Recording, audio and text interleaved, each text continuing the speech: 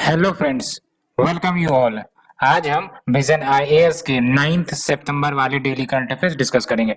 Discuss करने से पहले जैसा कि हम लोग मैप सीरीज रिवाइज करते हैं, काफी क्विक वे में जो इंपॉर्टेंट डिटेल्स हैं उसको हम देखते हैं। तो आज हम लोग बेसिकली साउथ अमेरिका के जो पॉलिटिकल मैप है उसको डिस्कस करेंगे। कल हमने एक्चुअली अफ्रीकन कंटिनेंट को डिस्कस किया था, उसमें जो आपके फिजिकल फीचर्स है उसे डिस्कस किए थे। आज साउथ अमेरिका के जो आपके पॉलिटिकल मैप है उसे डिस्कस करेंगे। तो इस आर्टिकल के पास आने से पहले चलिए हम लोग साउथ अमेरिका का दर्शन करते हैं। तो सबसे पहले ये बड़ा सा मैप आप देखो, ये जो आप अपने कंप्यूटर स्क्रीन पर देख रहे हो, ये आपका ओवरऑल कॉन्टिनेंट का डिस्ट्रीब्यूशन है ना। वैसे तो ये ब्लैंक मैप है बट हमारा काम चल जाएगा। ये इसमें आपका जो इंपॉर्टेंट सी बॉडीज हैं उसके बारे में दिया गया है। फॉर एग्जाम्पल रेड सी देख लो यहाँ पर है ना। उसके बाद मेडिटेरेनियन सी आपका यहाँ पर है, अजोब सी आप देख सकते हो, अरल सी देख सकते हो। आप हमें बताओ अरल सी कौन कौन से नेशन के बीच लाई करता है ना। ब्लैक सी के बारे में हमने डिस्कस किया था, कैप्शन सी के बारे में हमने डिस्कस किया था है ना। बैरेंट सी आप देख सकते हो, बैरेंट सी आपका यूरोप में पड़ता है, ठीक है। कराची आपका जो रशिया है ना, ये ओवरऑल आपका रशिया है, ठीक है। तो आप देख सकते हो आर्कटिक में आपका कराची है, बैरेंट सी भी आपका आर्कटिक को ओपन होता है, ठीक है। तो ये सब कुछ इंपॉर्टेंट सी बॉडीज हैं। लैप्टेप सी के बारे में भी आपको याद रखना है, लैपटॉप नहीं है, लैप्टेप सी है, ये भी आपका आर्कटिक ओशियन की तरफ ओपन होता है, ठीक है। एंड फिर आप देख लो यहाँ पर आपका लेब्राडोर सी है जो कि आपका अटलांटिक में ओपन होता है, ठीक है। एंड आपका नॉर्वेजियन सी है यहाँ पर, और ग्रीनलैंड सी ये आपका, आपको पता है ये ग्रीनलैंड है ना। और ग्रीनलैंड ऑफिशियली किसका है आपको पता होगा, अभी न्यूज में भी आया था ग्रीनलैंड के बारे में। तो ग्रीनलैंड ऑफिशियली डेनमार्क को बिलोंग करता है, ठीक है। और आपका ये जो यूके है ना, उसके बाद आइसलैंड आता है। ये सब कुछ इंपॉर्टेंट कंट्रीज है बट ये हमने ऐसे ही डिस्कस कर लिया, कुछ इंपॉर्टेंट सी बॉडीज थे तो हमने डिस्कस कर लिया। लेकिन हमारा कंसर्न है कि आज हम साउथ अमेरिका के मैप को जानेंगे। तो साउथ अमेरिका के मैप की बात करें तो आप देख सकते हो ये है आपका साउथ अमेरिकन मैप, ठीक है। ये है, ठीक है। और अगर वाटर बॉडीज से बात करें तो ये आपका साउथ पैसिफिक और एक आपका साउथ अटलांटिक ओशियन से घिरा हुआ है ना। ऊपर देख लो टॉप में आपका कैरेबियन सी है, ठीक है। और नीचे आपका वैसे तो सदर्न ओशियन हो जाता है एंड फिर आपका अंटार्कटिका आ जाता है। तो ये सब कुछ इंपॉर्टेंट जो वाटर बॉडीज है ओशियन से जिससे घिरा हुआ है हमने उसे डिस्कस किया, ठीक है। अब चलते हैं अपने ओरिजिनल साउथ अमेरिका का दर्शन करने, है ना। तो आप देख लो ये आपके स्क्रीन पर साउथ अमेरिका का मैप क्लियरली दिया हुआ है। और सबसे पहले हम लोग कंट्री को डिमार्केट करेंगे, ठीक है। तो आप देख लो कौन कौन से कंट्रीज आपको साउथ अमेरिका में दिख रहे हैं। इसको पहले जूम करते हैं, टॉप व्यू हम लेंगे इसका। तो आप देख लो कोलंबिया, है ना। कोलंबिया का दर्शन करते हैं। अभी हम लोगों ने इंडिया का तो दर्शन किया, वेरियस स्टेट्स का दर्शन किया, अब लोग हम विदेश टहलेंगे यानी कि फॉरेन टूर पर जा रहे हैं और इसमें सबसे पहले हम कोलंबिया से वेट करते हैं, ठीक है।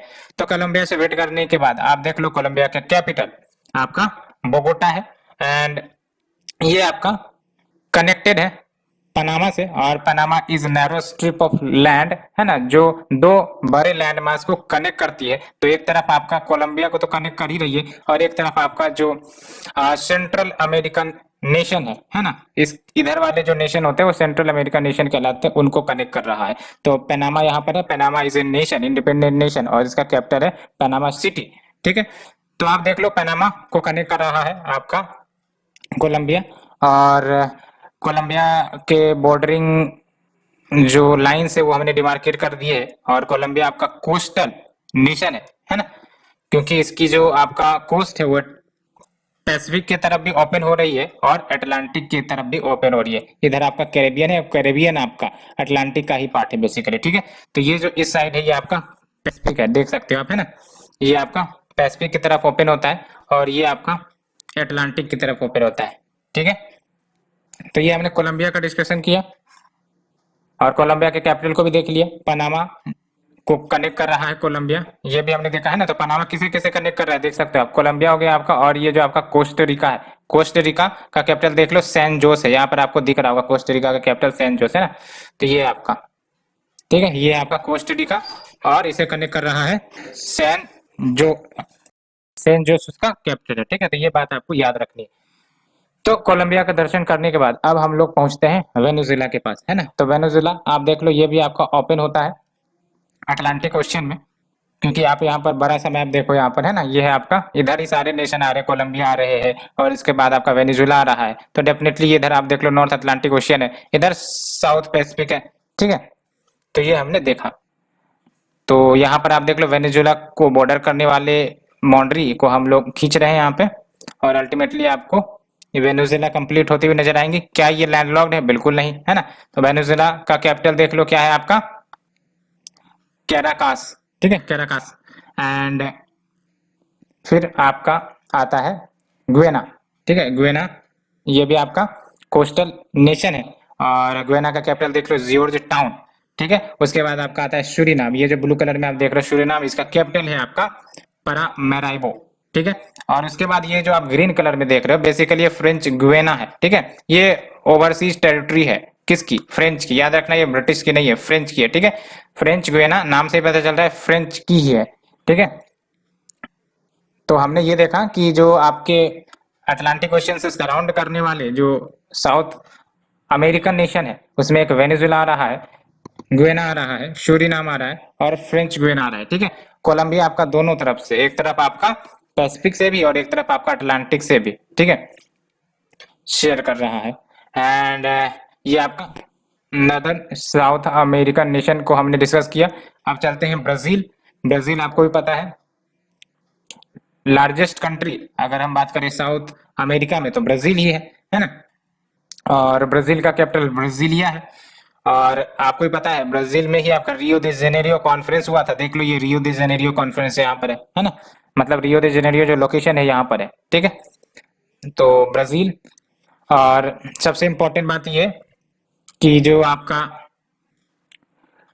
इक्वेटर है, ये आप देख सकते हो, ये इक्वेटर वाली लाइन है, ये क्रॉस करेगी आपका, देख लो ध्यान से देखना किस किस देश के साथ क्रॉस कर रही है। इक्वेटर आपका इक्वेडोर से क्रॉस कर रही है कि नहीं? बिल्कुल कर रही है ना।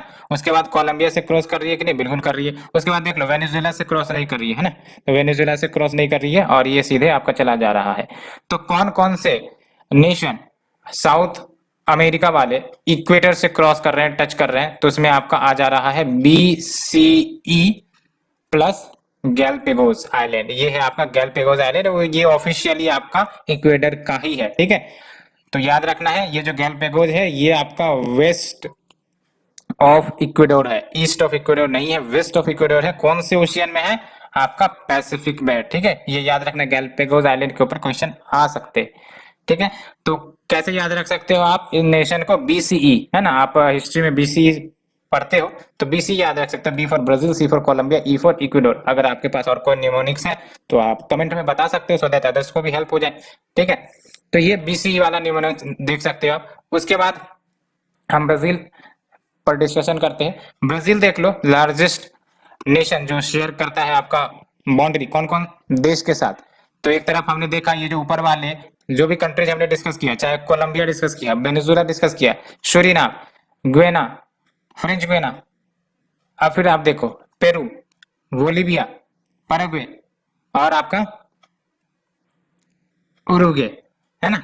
और उसके बाद क्या? अर्जेंटीना, है ना, अर्जेंटीना भी डिस्कस कर शेयर कर रहा है। तो कौन कौन से देश शेयर नहीं कर रहे हैं ब्राजील से? सबसे पहले ब्राजील का बॉर्डर डिमार्केट कर लेते हैं। देख लो फोर्टलेजर डिक्लेरेशन भी आपने सुना होगा। Fortaleza declaration is associated with what? ये भी आप कमेंट सेक्शन में बताओ कि फोर्टलेजर डिक्लेरेशन किस चीज से संबंधित है, ठीक है।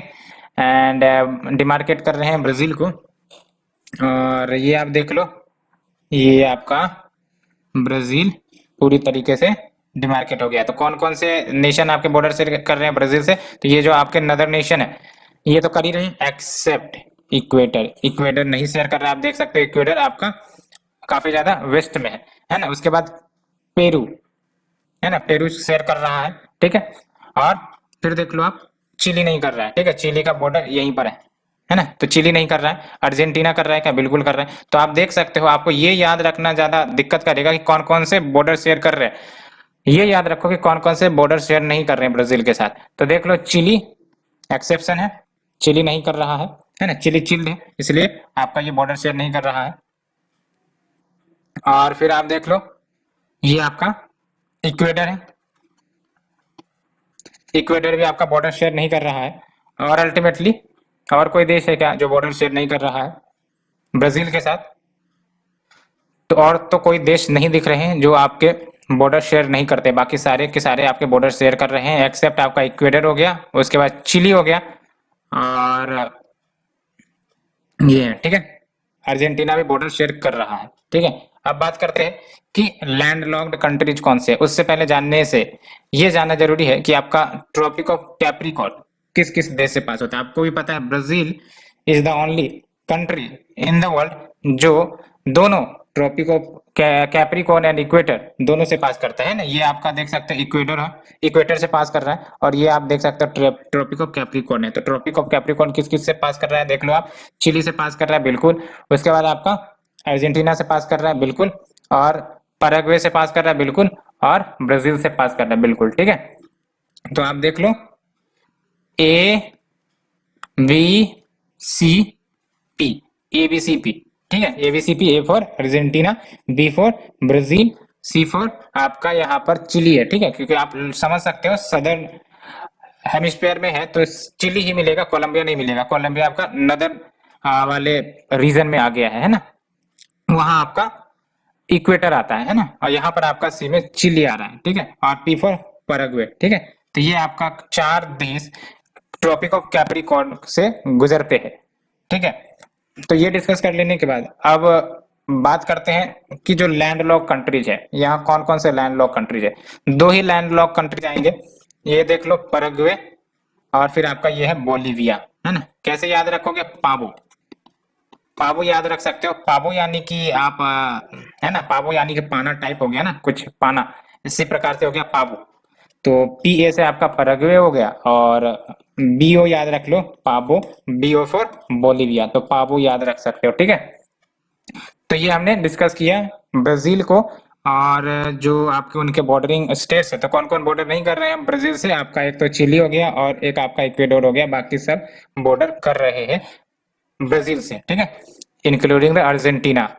और उसके बाद आप देख लो ये जो उरुग्वे है, उरुग्वे आप देख सकते हैं यहाँ पर, उरुग्वे किसके किसके बीच में सैंडविच्ड है, तो एक तरफ आपका ब्राजील हो गया और दूसरी तरफ आपका हो गया अर्जेंटीना। तो Uruguay sandwiched between Brazil and Argentina, ठीक है। तो ये भी आपको याद रखनी है। और कोई इंफॉर्मेशन यहाँ से वैसे तो नहीं दिख रहा है, फिजिकल फीचर्स हैं इसमें, आपको ये याद रखना है। फाकलैंड आइलैंड है ना, फाकलैंड आइलैंड आपका इधर है, अर्जेंटीना के जस्ट ईस्ट में आपको फाकलैंड आइलैंड मिल जाएंगे, और बेसिकली ये आपका अटलांटिक ओशियन में, ये साउथ अटलांटिक कह सकते हो बेसिकली। यहाँ पर आप क्लियर से मैप में देखो, ये जो आपका छोटा सा मैप दिखेगा, एक सेकेंड, है ना, हाँ ये जो आप देख रहे हो छोटा सा, यही है आपका फाकलैंड आइलैंड, है ना। ये देख लो साउथ अटलांटिक ओशियन में, ठीक है। यहाँ पर ये देख लो आप, ये गैलापागोस है साउथ पैसिफिक में। किसका है गैलापागोस? यस, आपने सही सोचा, इक्वाडोर का है, ठीक है। और इसे डिस्कस करने के बाद बाकी तो हमने डिस्कस कर लिया।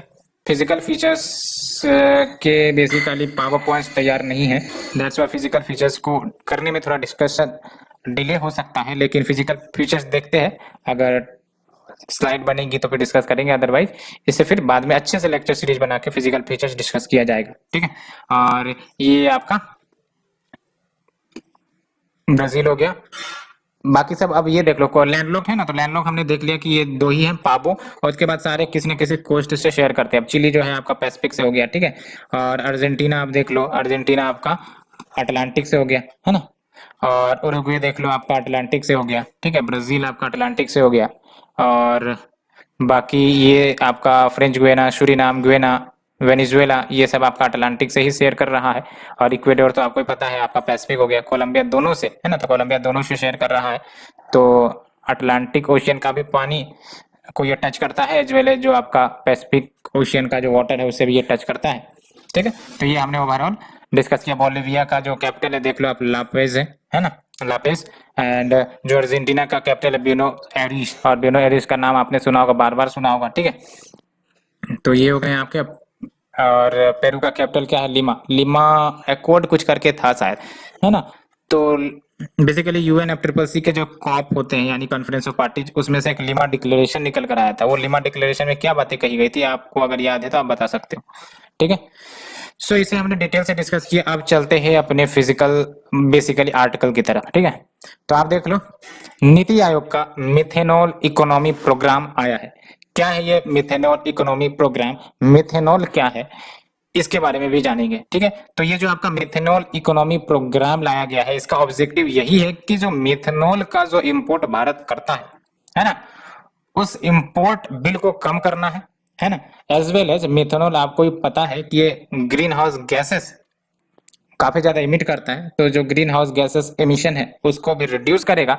एज वेल एज जो कोल रिजर्व्स भारत में है एंड जो म्युनिसिपल सॉलिड वेस्ट इतने ज्यादा टन्स में जेनरेट होते हैं, उन सब को कन्वर्ट करके मिथेनॉल में ट्रांसफर करना है। ठीक है, और जब हम बात करते हैं मिथेनॉल की, तो इसके बारे में अच्छे से जान लेना है मिथेनॉल, क्योंकि आपका पूछा जाता है मिथेनॉल आपका जो प्रॉपर्टीज होते हैं। तो मिथेनॉल आपका low carbon hydrogen carrier fuel है जो हाई एस कोल से बनाए जाते हैं। ठीक है, हाई एस कोल यानी कि जिसमें एसएस की मात्रा ज्यादा होती है। और इंडियन कोल में आपको ये फैक्ट याद रखना है कि इंडियन कोल में जो आपका एस कंटेंट होता है वो हाई होता है। ये प्रीलिम्स में पूछा जा चुका है। ठीक है, and agricultural residues and CO2 from thermal power plants and natural gas, इन सब से आपका मिथेनॉल आपका प्रोड्यूस होता है। ठीक है, तो methanol is a low carbon hydrogen carrier fuel produce from high ash coal agriculture residue CO2 from thermal power plants and natural gas.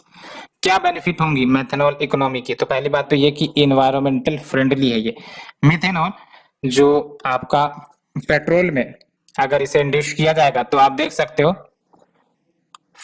33% तक पॉल्यूशन को रिड्यूस कर सकता है and diesel replacement bye methanol will reduce by more than 80% pollution. तो आप देख सकते हो मिथेनॉल 15 या M15 का ब्लेंडिंग अगर किया जाएगा पेट्रोल में तो पॉल्यूशन 33% से कम हो जाएगा एंड डीजल रिप्लेसमेंट अगर होता है मिथेनॉल का तो आपका 80% तक पॉल्यूशन कम हो जाएगा। एंड सबसे इंपॉर्टेंट बात तो ये कि ये आपका एफिशिएंटली बर्न करता है in all internal combustion engine, है ना। तो इंटरनल कंबशन इंजन में भी मिथेनॉल का प्रयोग हो सकता है। ठीक है, एंड ये पेट्रोल और डीजल से सस्ते भी पड़ेंगे, तो चीपर होगा, है ना। तो आप देख सकते हो जो अभी करंट स्टेटस है फॉसिल फ्यूल के जो प्राइसेस है आप देख रहे हो छलांग मार रहा है, तो ऐसे में ये आपको चीपर सोर्स ऑफ फ्यूल होगा, यानी कि कम दाम में भी आपका अच्छा फ्यूल दे देगा। एज वेल एज आप देख सकते हो can reduce the fuel bill 30% by 2030 and ये इथेनॉल से भी चीपर है। हम लोग इथेनॉल ब्लेंडिंग को प्रमोट कर रहे हैं और मिथेनॉल आपका इथेनॉल से भी चीपर होगा, है ना। तो आप देख सकते हो एंड इसका वाइड रेंज ऑफ एप्लीकेशन है। ट्रांसपोर्टेशन सेक्टर में तो होगा ही होगा, डोमेस्टिक कुकिंग फ्यूल में यूज कर सकते हैं, फ्यूल सेल्स में भी यूज कर सकते हैं। और सबसे इंपॉर्टेंट बात तो ये भी है कि जो मिथेनॉल एज ए फ्यूल जब यूज किया जाएगा तो कुछ चेंजेस करने पड़ेंगे इंजन्स में, व्हीकल्स के इंजन में। तो मेथनॉल के केस में मॉडिफिकेशंस काफी कम भी किया जाएगा तो फिर चल जाएगा। ठीक है, देख सकते हो very little modification to existing engines या vehicles and fuel distribution infrastructure में भी आपका लिटिल मॉडिफिकेशन रिक्वायर्ड होगा, तो कॉस्ट भी कहीं ना कहीं कम लगेगी और आपका जो व्हीकल्स प्रोड्यूसर है उनको भी ज्यादा परेशानी नहीं आएंगी। एंड नीति आयोग का जो रोड मैप है फॉर मिथेनॉल इकोनॉमी जो अभी रिलीज हुई है, देख सकते हो आप, substitute 10% of crude import by 2030 by methanol alone and 20 metric ton of methanol annually produce करी जा सकती है 19 रुपी पर लीटर के हिसाब से by 2025 by using Indian high ash coal. मैंने आपको बताया था इंडिया में हाई एश कोल मिलते हैं, स्ट्रेंडेड गैसेस एंड बायोमास, है ना।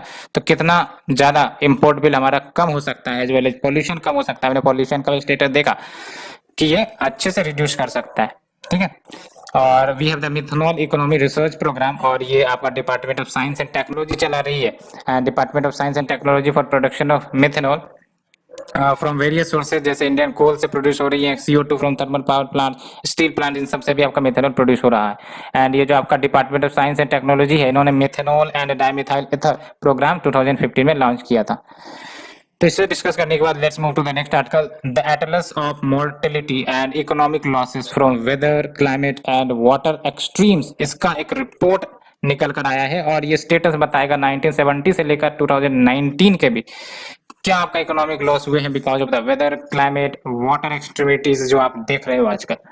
और ये आपका वर्ल्ड मेट्रोलॉजिकल ऑर्गेनाइजेशन के द्वारा रिलीज किया गया है, which is an inter governmental, याद रखना नॉट फॉर प्रॉफिट नहीं है, इंटर गवर्नमेंटल ऑर्गेनाइजेशन, और सबसे इंपॉर्टेंट बात स्पेशलाइज्ड एजेंसी है यूनाइटेड नेशन की, which deals with meteorology, meteorology deals with weather and climate as well as operational hydrology and related geophysical sciences. क्या की फाइंडिंग है देख लो आप, मोर देन 11,000 डिजास्टर्स जो देखने को मिले हैं वो आपका weather, climate and water related hazards सबसे एसोसिएटेड है।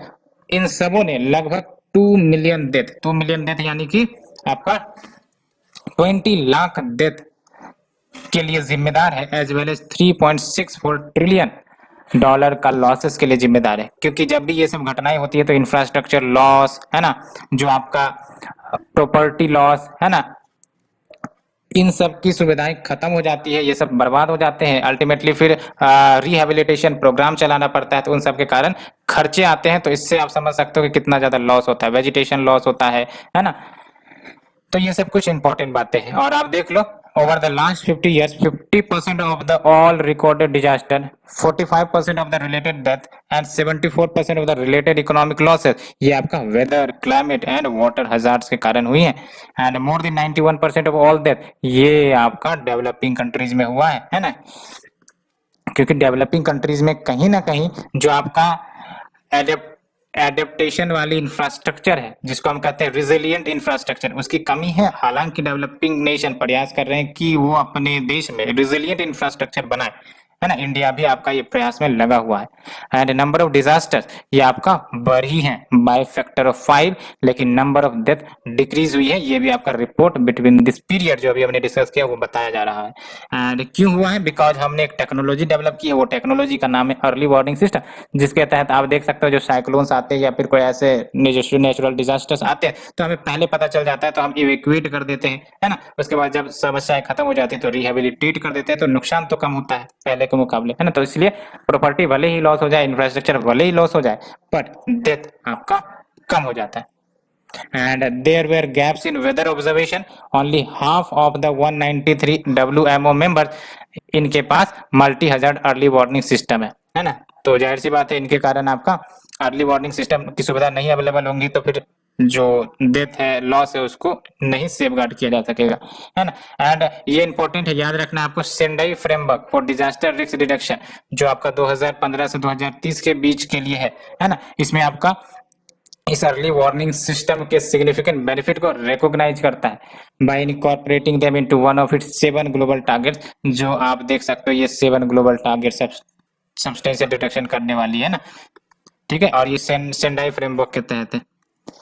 एंड सेंडाई फ्रेमवर्क की बात करें तो सेंडाई फ्रेमवर्क जो मेंबर स्टेट्स हैं उनको कंक्रीट एक्शंस प्रोवाइड करता है कि वो अपने जो भी डेवलपमेंट उन्होंने किए हैं उन डेवलपमेंट को इन डिजास्टर से नुकसान होने से बचाए। जो डिजास्टर के रिस्क है ना, उनके कारण आपको पता है इन्होंने जो भी डेवलपमेंट किए, चाहे वो गरीबी हटाओ या फिर इंफ्रास्ट्रक्चर, इन सब के कारण जो भी गेन हुए हैं इनको फिर से लॉस होने से बचाया जा सके। और कैसे बचाया जा सके, ये कंक्रीट एक्शन आपका सेंडाई फ्रेमवर्क प्रोवाइड करता है।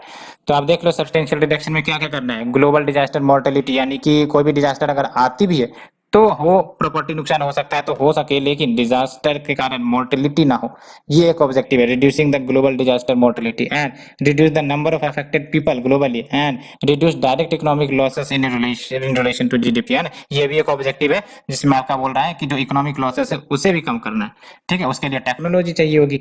And reduce the disaster damage to critical infrastructure and disruptions of basic services and we have the increase the number of countries with national and local disaster risk reduction strategy and we have the substantially enhance the international cooperation to developing countries, है ना। तो जो international cooperation है वो बढ़ाया जाए developing nation के साथ, सो दैट डेवलपिंग नेशन भी आपका डिजास्टर रेजिलिएंट बने। And we have the increase the availability of and access to multi hazard early warning system. ये तो होना ही है, डिजास्टर के लिए कोई भी क्वेश्चन आए तो ये रिकमेंडेशन मस्ट है कि आपका एक्सेसिबिलिटी हो multi hazard early warning system का, या तो खुद डेवलप करे या फिर एक्सेसिबिलिटी हो किसी दूसरे देश की, जैसे इंडिया बहुत सारे देश को अर्ली वार्निंग सिस्टम की सुविधा प्रोवाइड करता है। तो ये बातें हैं, ये Sendai framework outline 7 goals targets to be achieved by 2030 है ना। तो जिस प्रकार से एसडीजी को 2030 तक अचीव करना है, इस सेंडाई फ्रेमवर्क के तहत भी जो टारगेट है उसको 2030 तक अचीव करना है। 7 टारगेट्स याद रख सकते हो तो याद रखो क्योंकि काफी इंपॉर्टेंट है। Next is your India needs to judiciously use land for renewable energy expansion target। तो देख लो क्या बात है, institute for energy economics and financial analysis that is IEEFA report इसमें एग्जामिन करा है कि कितना आखिरकार लैंड जरूरत पड़ेगी for the country to reach net zero emission by 2050। When we say net zero emission, इसका मतलब अगर हम 5 टन कार्बन डाइऑक्साइड या जीएच रिलीज कर रहे हैं एटमॉस्फेयर में, तो हमने कोई ऐसा सिंक वाला सुविधा बना कर रखा हो कि ये आपका 5 टन ऑफ CO2 जो हमने रिलीज किया है वो आपका सिंक कर जाए। तो इससे होगा क्या, नेट जीरो हो जाएगा। ठीक है, जितना हमने इमिट किया उतना आपका सिंक हो गया। तो ये होता है नेट जीरो का कंसेप्ट, नेट जीरो इमिशन। ऐसा नहीं है नेट जीरो में हम लोग रिलीज नहीं कर रहे, हम लोग रिलीज कर रहे हैं लेकिन हम लोग सिंक भी करवा रहे हैं और इसे न्यूट्रल बनाते रहे। ठीक है, क्या की फाइंडिंग है देख लो, land use estimate for net zero in 2050, ये आपका 50,000 एंड 75,000 किलोमीटर स्क्वायर का जरूरत होगा for solar, and for wind we have the 50,000 to 20,000 kilometre square का। ठीक है, या फिर 115 यानी कि 1500 to 2000 kilometre for direct impact. And जो अमाउंट है, the amount of land needed for solar, वो आपका 1.7 से लगभग 2.5% तक का जरूरत होगा for India's total land mass. समझ में आ रहा है, इंडिया का जो भी टोटल लैंड मास है उसमें से आपका 1.7 से 2.5% लैंड की जरूरत पड़ेगी फॉर सोलर। ठीक है, या फिर 2.2 से 3.3% ऑफ नॉन फॉरेस्टेड लैंड।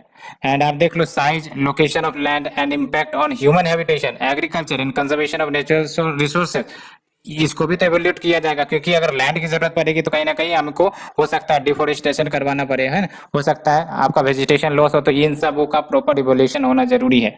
क्या की सजेशन है देख लो, minimising the total land use requirements for renewable energy, यानी कि जो अभी हमने ऊपर देखा लैंड यूज रिक्वायरमेंट्स को, उसको मिनिमाइज करने की बात करी जा रही है। कैसे, ऑफशोर विंड, ऑफशोर विंड यानी कि क्या, आपका जो लोकेशन पर हम लोग विंड प्लांट सेटअप करेंगे, है ना, वो कोस्टल रीजन में सेटअप करते हैं। ठीक है, सो दैट आपका जो मेन लैंड है ना, उस पर आपका कम इम्पैक्ट पड़े।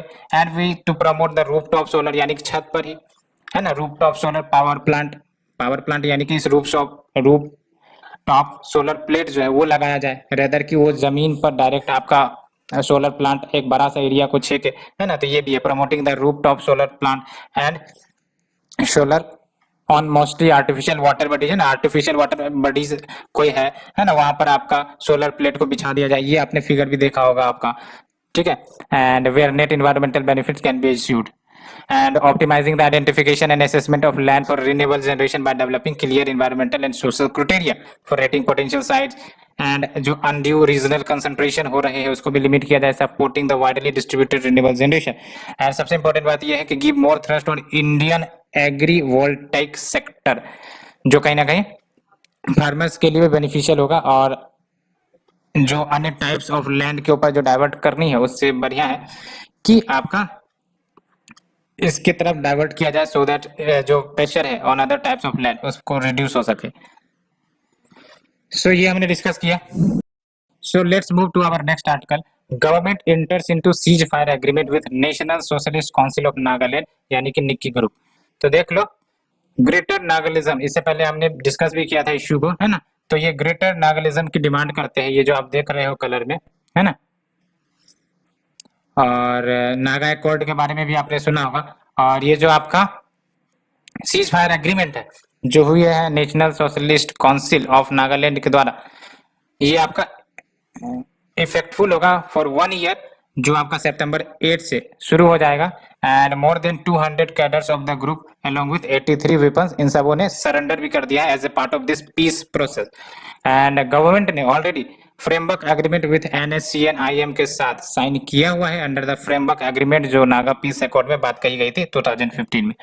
और जो सीज फायर एग्रीमेंट है with other Naga groups namely NSCN NK, NSCN R and NSCN K खांगाओ, ये सारे के सारे बेसिकली ब्रेकअवे फैक्शंस है dominant groups of NSCN IM and NSCN के का, और ये सब भी आपके एग्रीमेंट हुए हैं, ऐसा नहीं कि इन सबों के साथ नहीं हुआ है ना, इन सबों के साथ भी हुए हैं।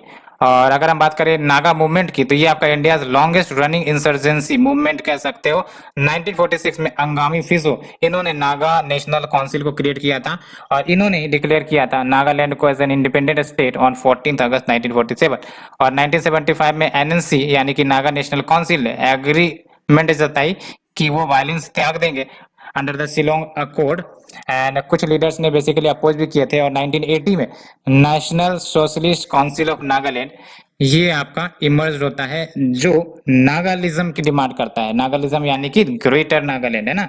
और नागालिज्म की बात करें तो वो सारे कंट्यूजियस नागा इनहेबिटेड एरियाज आ जाएंगे, जिसमें आपके नागालैंड तो है ही है, सेवरल डिस्ट्रिक्ट असम भी आ जाते हैं, अरुणाचल के भी कुछ डिस्ट्रिक्ट आ जाते हैं, मणिपुर के भी कुछ रीजन आ जाते हैं, एल्सो कुछ लार्ज ट्रैक्ट ऑफ म्यांमार, है ना। तो म्यांमार के भी कुछ हिस्से आ जाते हैं जो अभी हमने डिस्कस किया है ना, तो असम आ जाते हैं। और ये सब जो आपका रीजन देख रहे हो, म्यांमार का भी कुछ पोर्शन आ रहा है ना यहाँ पे, है ना। तो ये सब मिला के नागालिज्म बन रहा है ना, इसी की डिमांड कर रहे थे, है ना। तो कुछ ने तो समर्थन जताई थी, कुछ ने विरोध जताई, और उसी ने बेसिकली नागालिज्म का डिमांड भी शुरू किया था। And Nagas are not a single tribe, इतनी कम्युनिटी है, इसमें आपके सेवरल ट्राइब्स आ जाते हैं who live in the state of Nagaland and its neighbourhood. And बात करते हैं नेक्स्ट आर्टिकल की, union cabinet has approved 10,683 crore production linked incentive scheme for textile sector. बार बार प्रोडक्शन लिंक्ड इंसेंटिव का न्यूज आ रहा है, हो सकता है इस बार प्रीलिम्स में पूछ लिया जाए। PLI स्कीम ये प्रमोट करेगा production of high value man made fibre apparel products को, मैन मेड फाइबर फैब्रिक्स को, and 10 segment of products of the technical textiles in the country over the next 5 years। और जब हम बात करते हैं मैन मेड फाइबर एपरल्स को, तो ये आपका इंडिया का जो ओवरऑल एपरल एक्सपोर्ट्स है उसका 1/5 यानी कि अप्रोक्स 20% कंप्राइज करता है। टेक्निकल टेक्सटाइल सेगमेंट की बात करें तो ये आपका न्यू एज टेक्सटाइल है, और इसका जो एप्लीकेशन है वो सेवरल सेक्टर्स में देखने को मिलता है। फॉर एग्जांपल इंफ्रास्ट्रक्चर के सेक्टर में काफी ज्यादा इंपॉर्टेंस है टेक्निकल टेक्सटाइल का, हेल्थ एंड हाइजीन के क्षेत्र में भी। और गवर्नमेंट ने नेशनल टेक्निकल टेक्सटाइल मिशन भी लॉन्च किया है in the past for promoting research and development effort in that sector. Other features की बात करें तो देख लो, factories based around aspirational districts या फिर टायर 3 टायर 4 सिटी, इनको प्रायोरिटी दी जाएगी। और इससे आपका जो स्टेट्स है स्पेशली गुजरात, उत्तर प्रदेश, महाराष्ट्र, तमिलनाडु, पंजाब, आंध्र प्रदेश, तेलंगाना, ये सब बेनिफिट करेंगे। And only manufacturing companies registered in India ये ही एलिजिबल होंगे, क्योंकि PLI का मतलब यही है, ठीक है, जो इंडिया में रजिस्टर्ड हो, इंडिया में प्रोडक्ट बना रहे हो। एंड सिग्निफिकेंस क्या होगी इस स्कीम की, तो it will help India regain it's dominant status in the global textile trade, जो पहले इंडिया था, and generate employment of over 7.5 lakh people directly, and manufacturing activities को भी बूस्ट करेगा and scale up the textile exports. And देख लो, textile industry predominantly employ करेंगी women को, इसलिए ये जो स्कीम है ये वोमेन को भी एम्पावर करेंगे, और इनके जो पार्टिसिपेशन है फॉर्मल इकोनॉमी में वो भी बढ़ेगा, है ना, क्योंकि टेक्सटाइल सेक्टर में आपका वोमेन एम्प्लॉयमेंट भी बड़ी साइज में होती है। तो ये हमने डिस्कस किया इस इंपॉर्टेंट इंसेंटिव्स की, PLI की, है ना। And let's move to the shorten is India Australia to hold 2+2 meet. तो देख लो, इंडिया एंड ऑस्ट्रेलिया ये अपने मैडन 2+2 मिनिस्ट्रियल मीट को हेल्ड करेंगे, सितंबर 10 से 11 को ये मीटिंग होगी। और 2+2 की बात करें तो इंडिया के जो फॉरेन मिनिस्टर होते हैं एंड जो दूसरे देश के डिफेंस मिनिस्टर होंगे, है ना, वो मीट करते हैं। तो 2+2 हो गया, 2 इंडिया की तरफ से, 2 आपका ऑस्ट्रेलिया की तरफ से, ठीक है। तो India and Australia will hold their maiden 2+2 ministerial meeting on September 10 and 11। And दोनों देश बेसिकली चाहते हैं कि जो पार्टनरशिप है इंडो पैसिफिक रीजन में उसको स्ट्रेंथन किया जाए, एंड ट्रेड टाइज जो अभी तक है हमारे दोनों देशों के बीच में उसको भी वाइडन किया जाए, सो दैट चाइना के जो एग्रेशन है इन द रीजन उसको काउंटर बैलेंस किया जाए। एंड टर्म 2+2 डिस्कशन आप देख सकते हैं, ये आपका डायलॉग मैकेनिज्म है between 2 countries, defence and external affairs minister. External affair minister is your foreign minister, no. And with this meet, India will have this 2+2 format of bilateral discussion with every country in the Quad, है ना। तो India ने इससे पहले Japanese government के साथ 2+2 कर चुके हैं, ऑस्ट्रेलिया के साथ अभी हो जाएगा, US के साथ ऑलरेडी 2+2 डायलॉग चलता है ना। तो जब ऑस्ट्रेलिया से 2+2 डायलॉग सक्सेसफुल हो जाएगा तो इसका मतलब क्वाड के जो चारों नेशन है, चारों नेशन से भारत ने 2+2 डायलॉग कर लिया होगा। And it is also being seen as a cornerstone of Australia India comprehensive strategic partnership. Next is your inflation expectation survey of household. तो देख लो, हाल ही में रिजर्व बैंक ऑफ इंडिया ने next round of inflation expectation survey of household को launch कर दिया है, सो दैट इन्फ्लेशन एक्सपेक्टेशन जो हो सकते हैं हाउस होल्ड को एंड कंज्यूमर कॉन्फिडेंस जो है उनको एनालाइज किया जाए, समझा जाए, जो कहीं ना कहीं यूजफुल जानकारी देगा फॉर इस मॉनेटरी पॉलिसी। और ये जो सर्वे है ये आपका सब्जेक्टिव असेसमेंट करेगा कि क्या प्राइस मूवमेंट हो रही है, इन्फ्लेशन की क्या स्थिति है of about 6000 house hold based on their individual consumption basket across the 18 cities. ऐसा नहीं है कि सारे सिटीज में, 18 सिटीज एंड आपका 6000 हाउस होल्ड को कवर करेगा। And the survey seeks quantitative as well as qualitative responses from the household. Next is your EIU यानी कि इकोनॉमिस्ट इंटेलिजेंस यूनिट, और ये आपको पता है डेमोक्रेसी इंडेक्स निकालती है। तो हाल ही में गवर्नमेंट ने इंफॉर्मेशन मांगा है फ्रॉम द EIU ओवर इस डेमोक्रेसी इंडेक्स, जो भारत को रैंक किया था, और इस रैंक में भारत को बेसिकली इन्होंने डेमोक्रेटिक रिग्रेशन की बात कही थी, है ना, इसी पर जवाब मांगा है। तो अगर हम बात करें DI की, डेमोक्रेसी इंडेक्स की, तो ये 5 कैटेगरीज पर आपका पैरामीटर तय करता है, इंडेक्स निकाला जाता है। एक तो इलेक्टोरल प्रोसेस क्या यूज की जाती है, electoral process and pluralism, and दूसरा सिविल लिबर्टीज है या नहीं है, फंक्शनिंग ऑफ गवर्नमेंट कैसा है, पॉलिटिकल पार्टिसिपेशन देखा जाएगा, पॉलिटिकल कल्चर भी देखा जाएगा, एंड इन सब पैरामीटर्स के आधार पर स्कोरिंग करी जाती है। And 16 indicators within these categories लाई करते हैं, जो हमने अभी ऊपर डिस्कस किया। And each country is classified as 4 types of regime. एक तो फुल डेमोक्रेसी हो सकता है, फ्लॉड डेमोक्रेसी हो सकता है, हाइब्रिड रिजिम या अथॉरिटेरियन रिजिम हो सकते हैं। 2020 के रैंकिंग में जो फैब दिस ईयर रिलीज हुई थी, इंडिया का जो पोजीशन है वो आपका 53rd पोजीशन पर था out of 167 countries in the economic intelligence unit के डेमोक्रेसी इंडेक्स में, ठीक है। Next is your ICRISAT backs Africa food price. तो देख लो, international crop research institute for semi arid tropics, ICRISAT जिसको कहते हैं, इनको अवार्ड मिल चुका है फॉर द वर्क जिसमें इन्होंने फूड सिक्योरिटी को इंप्रूव करवाया था across 13 countries in the sub Saharan Africa. And इन्होंने यानी कि जो ICRISAT है अप्रोक्स 266 improved legume varieties को डेवलप किया and almost 500,000 tons of seed for a range of leguminous, and इसके मदद से कहीं ना कहीं मिलियन ऑफ फार्मर्स को बेनिफिट मिला है and made such crops resilient to climate change. ये काफी इंपॉर्टेंट बात है ना, तो क्लाइमेट रेजिलिएंट क्रॉप्स का डेवलपमेंट कहीं ना कहीं होता है। और फिर देख लो, ICRISAT आपका नॉन प्रॉफिट कंपनी है, नॉन पॉलिटिकल ऑर्गेनाइजेशन जो एग्रीकल्चरल रिसर्च करता है for development in the drylands of Asia and sub Saharan Africa.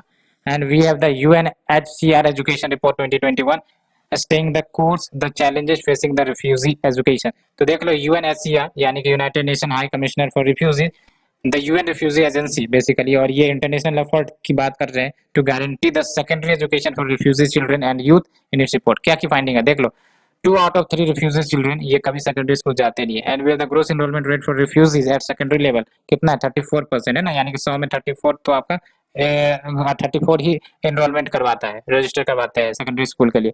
Nearly 68% of refugee children ये प्राइमरी लेवल पर ही आपका रजिस्टर होते हैं, एनरोल होते हैं, ठीक है। And we have the lack of access to education for girls. तो आप देख सकते हो उसमें भी आपका जो है गर्ल्स के लिए जो एक्सेसिबिलिटी है एजुकेशन की उसमें भी कमी है। And we have the whistling village. तो देख लो, मिनिस्ट्री ऑफ टूरिज्म इन्होंने नॉमिनेट किया मेघालय के कोंग थोंग विलेज को, जिसको व्हिस्टलिंग विलेज भी कहते हैं, for the World Tourism Organization best tourism village award. And 2 अन्य विलेज जिसको नॉमिनेट किया गया था, वी हैव द पोंचापल्ली, ये तेलंगाना में, एंड लदपुरा खास इन मध्य प्रदेश। एंड व्हिस्टलिंग विलेज इसमें आपका वेरी यूनिक ट्रेडिशन है जिंजरवी लवई, जहाँ पर जो एक मदर होती है वो आपका ट्यून या फिर ल्यूलबी देती है to her child at birth. And the villagers have the 2 names, a regular name and a song name. And we have the maritime partnership exercise. देख लो, recent maritime exercises undertaken by the Indian Navy. 2 ships of Indian Navy, that is INS Ranvijay and INS Kora. इन्होंने maritime partnership exercise conduct किया with the Philippine Navy in the West Philippine Sea. And Indian Vietnam navies have carried out bilateral maritime exercises in the South China Sea as well. और इस exercise में Indian naval ship that is Ranvijay and INS Kora इन्होंने participate किया था। So friends, ये हमारी आज की डिस्कशन हमने डिस्कस किया, होप आप लोगों को समझ आई हो। And thank you friends, thank you very much.